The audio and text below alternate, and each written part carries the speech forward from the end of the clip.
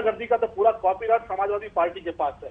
कन्नौज में इनके लोगों ने चुनाव आयोग के कार्यालय पर हमला किया जहां पर चुनाव हो रहा था। सीतापुर में समाजवादी पार्टी के लोगों ने बम फोड़े।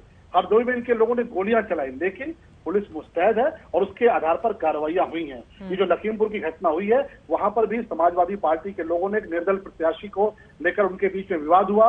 निर्दल प्रत्याशी के जो समर्थक थे उनके बीच में और समाजवादी पार्टी के प्रत्याशी के बीच में, और ये दुर्भाग्यपूर्ण घटना हुई। लेकिन माननीय मुख्यमंत्री जी ने इस पूरी घटना को गंभीरता से लेते हुए जो आरोपी था उसको गिरफ्तार किया है, जो निर्दल प्रत्याशी का रिश्तेदार है। साथ ही साथ पूरे थाने को सस्पेंड कर दिया गया है, वहां डिप्टी एसपी को सस्पेंड किया गया, एसएचओ को सस्पेंड किया गया। उत्तर प्रदेश में कभी इतनी हिंसा देखने को नहीं मिली, चाहे सीतापुर में हो, चाहे ललितपुर में हो, चाहे फतेहपुर में हो। किस तरह से यहाँ असला लहरा रहे थे इनके भारतीय जनता पार्टी के नेता, अपने कमर में असला लगा के पर्चे खींच रहे थे। किस तरह से विधानसभा के अध्यक्ष से पूर्व अध्यक्ष जो इतने सम्मानित होते उनके हाथ से धक्का मुक्की की और पर्चे छीन लिए। आपने पर्चे किसी को सबमिट नहीं करने दिए। किस तरह की गुंडाई आपने कराई है। और प्रशासन तो यहाँ पे भारतीय जनता पार्टी के गुंडे के रूप में काम कर रहा है, और प्रशासन गुंडे के रूप में काम करते हुए भारतीय जनता पार्टी के लोगों की मदद कर रहा है और समाजवादियों के पर्चे छिनवा रहा है। ऐसा देखने को तो उत्तर प्रदेश पहली बार मिला है कि ऐसा जंगल राज, गुंडा राज कभी नहीं मिला कि महिलाओं पे अत्याचार हो, बम फूटे, पिस्तौलें चले। सोचो आप, गोले पे यहाँ पे सीतापुर में गोले बारूद चले, यहाँ पे गोलियां चली। कमाल है भाई आपका। आप तो कहते थे अपराधी उत्तर प्रदेश छोड़ के चले जाए,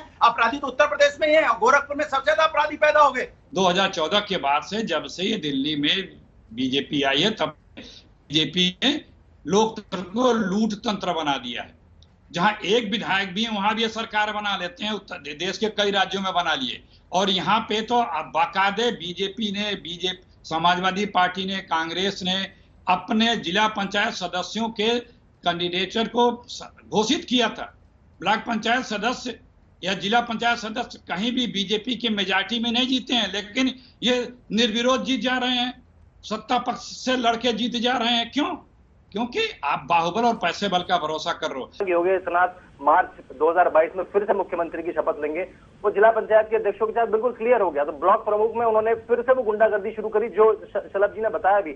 और आपको पता होगा कम से कम 300 सीटों में तो निर्विरोध। और ये कहना कि देखिए आजकल के जमाने में जब इतना मीडिया है कि आपको पर्चा नहीं दाखिल करने दे रहे हैं, ये सब बहुत पुरानी बातें हो गई है। वेस्ट बंगाल में होता है, उत्तर प्रदेश में नहीं होता। और देखिए बिल्कुल त्वरित कार्रवाई, आपका पूरा थाना सस्पेंड हो गया। और जो अनीता यादव जी जो उनकी प्रस्तावक थे, ऋतु सिंह जी की, जो उनके साथ हुआ, बिल्कुल ऐसा लगता है वेस्ट बंगाल में हो रहा, उत्तर प्रदेश में नहीं होता। जो 825 सीटें हैं उसमें से जहां तक मेरी जानकारी है, जो प्रशांत रेड्डी जी ने भी कहा, केवल 14 जगहों पे कुछ मामला हुआ है और उन पे सब पे कार्रवाई हो रही है। कृषि मंत्री कह रहे हैं कि वो बातचीत जो हो उसको लाइव टेलीकास्ट करा दीजिए। संबित जी, क्या गलत है? पूरा देश सुने, पारदर्शिता हो, किसानों की का भी जो दुख है वो सामने आए देश के, और कृषि मंत्री क्या जवाब देते हैं सब देख लेंगे।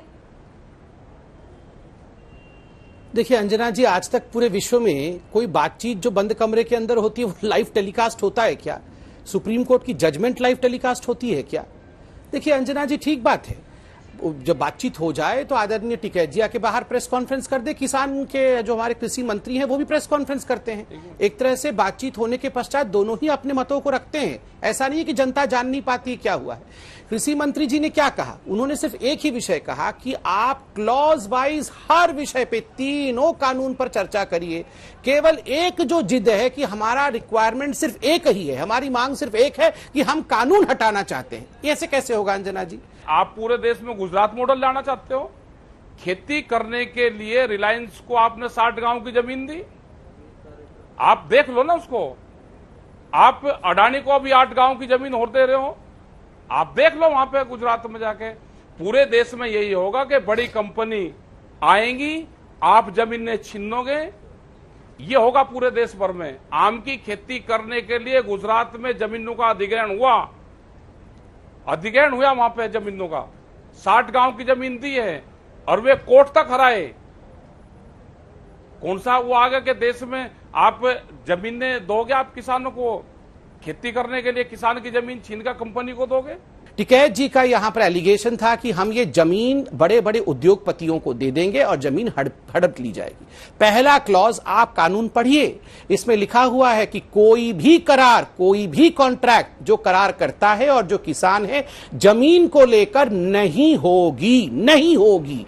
ये करार केवल और केवल उत्पाद को लेकर होगा, नंबर 1। नंबर 2, देखिए, सबसे बड़ी बात है टेक्नोलॉजी और पैसा, ये सारा कुछ करारकर्ता अर्थात कॉन्ट्रैक्टर लगाएगा और वह भी पैसा तय करेगा सीजन से पहले किसान।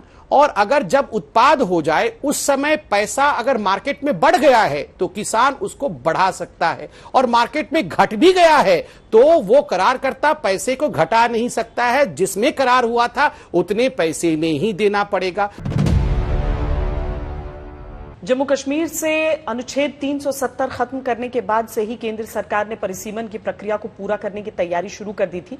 मार्च 2020 में इसके लिए रिटायर्ड जस्टिस रंजना देसाई की अध्यक्षता में परिसीमन आयोग का गठन किया गया था। इस आयोग में जम्मू कश्मीर के 5 सांसद भी शामिल हैं, जिनकी भूमिका सलाहकार के तौर पर है। इसी साल मार्च में आयोग का कार्यकाल 1 साल और बढ़ाया गया था। अब परिसीमन आयोग का कार्यकाल साल 2022 में पूरा होगा और तब तक जम्मू कश्मीर में परिसीमन की प्रक्रिया भी पूरी हो जाएगी। इस बार परिसीमन की प्रक्रिया में अनुसूचित जनजातियों के लिए भी 11 सीटें आरक्षित की जाएंगी। अभी जम्मू कश्मीर में अनुसूचित जनजातियों के लिए एक भी सीट आरक्षित नहीं है। इसके अलावा परिसीमन प्रक्रिया में पीओके के लिए खाली 24 सीटों पर गौर नहीं किया जाएगा, क्योंकि ये परिसीमन आयोग के अधिकार क्षेत्र में नहीं है।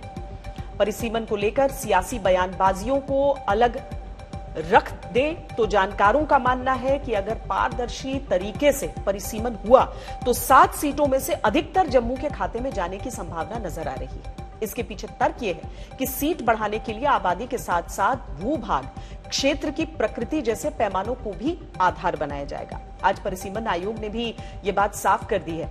अब आपको जम्मू कश्मीर में परिसीमन के इतिहास से जुड़ी कुछ रोचक जानकारियां हम देते हैं।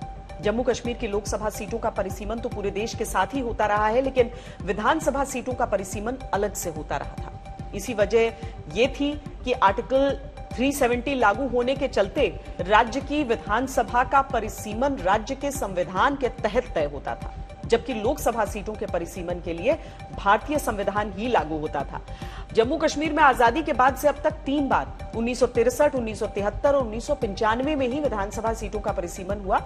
आखिरी बार 1995 में जब परिसीमन हुआ तब 1981 की जनगणना के आंकड़ों के आधार पर किया गया था, क्योंकि राज्य में 1991 में जनगणना ही नहीं हुई थी।